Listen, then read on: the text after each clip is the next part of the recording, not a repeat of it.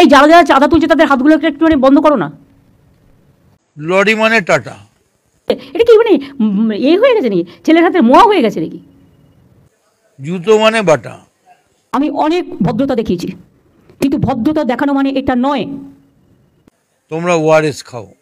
আমিও তাহলে তোমার কথা শুনবো না, সবাইকে নিয়ে চলতে হবে, মানসিকতা রাখো, দিদি মানসিকতা রাখো। দিদি উনি এই তুমি কথা বলবে না, তুমি কথা বলবে না।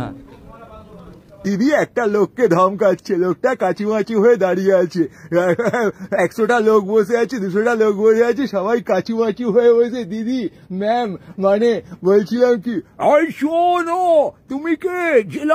তুমি জেলা শাসক, জেলা চালাতে পারো না কেন? এই তুমি কি বলছিলে বলো তো? আচ্ছা অনেক বলেছো, তুমি বসো। শোনো, এরা যদি করতেই পারতো তাহলে আজকে আমাকে আর তোমাদের নিয়ে বসতে হতো না। সরি, তোমরা করতে পারোনি, তোমরা ফেল করেছো, তাই আজকে আমাকে বসতে হচ্ছে।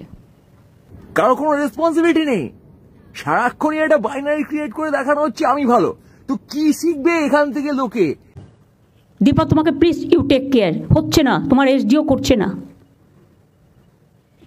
আমরা বসে দেখছি না করাপশন, আমরা বসে দেখছি না যে সিএম এর রেসপন্সিবিলিটি। এটা ভাববেন না যেটা আমার নজরে নেই, অফকোর্স আছে।